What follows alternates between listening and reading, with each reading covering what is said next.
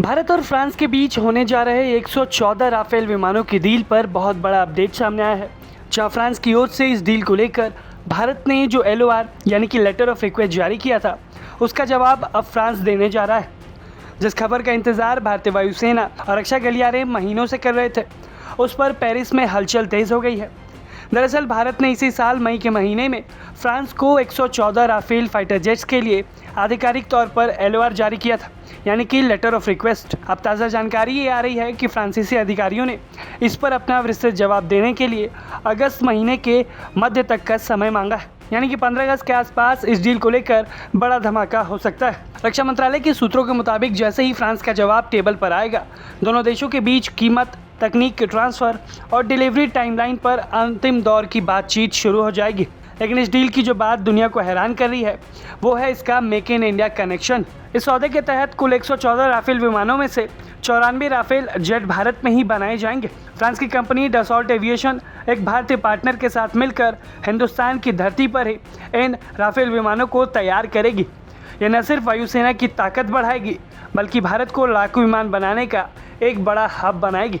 भारतीय वायुसेना के लिए ये डील बेहद ज़्यादा ज़रूरी हो जाती है, क्योंकि इस वक्त भारतीय वायुसेना लगातार स्क्वाड्रन्स की कमी को झेल रही है। पुराने MiG-21 और अन्य रूसी मूल के लड़ाकू विमान धीरे धीरे सेवा से बाहर हो रहे हैं, जबकि स्वदेशी LCA तेजस Mk 1 अल्फा और Mk 2 परियोजनाओं में देरी का सामना करना पड़ रहा है, जिसकी वजह से नए स्क्वाड्रन्स का गठन अपेक्षित गति से धीमा चल रहा है। ऐसे में राफेल जैसे अत्याधुनिक 4.5 पीढ़ी के लड़ाकू विमान भारतीय वायुसेना की ताकत को कई गुना तक बढ़ा सकते हैं। फिलहाल भारतीय वायुसेना और भारतीय नौसेना मिलाकर 62 राफेल विमानों का ऑर्डर पहले ही दे चुकी है। अगर 114 नए राफेल विमान शामिल हो जाते हैं, तो भारत के पास राफेल्स की संख्या बढ़कर 176 हो जाएगी। इतना ही नहीं, भारतीय नौसेना भविष्य में 31 और राफेल मरीन खरीदने की योजना रखती है, यानी कि आने वाले समय में भारत के बेड़े में 200 से अधिक राफेल विमान शामिल हो सकते हैं। रक्षा मंत्रालय इस प्रोजेक्ट को सुपर फास्ट मोड पर चला रहा है।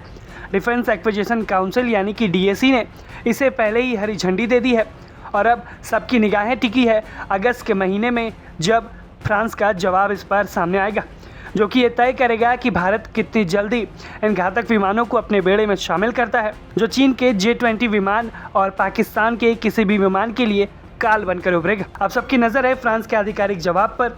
अगर अगस्त में फ्रांस की प्रतिक्रिया सकारात्मक रहती है, तो इसके बाद कीमत और शर्तों पर बातचीत तेज हो जाएगी और भारत की सबसे बड़ी फाइटर जेट डील अपने निर्णायक चरण में पहुंच जाएगी।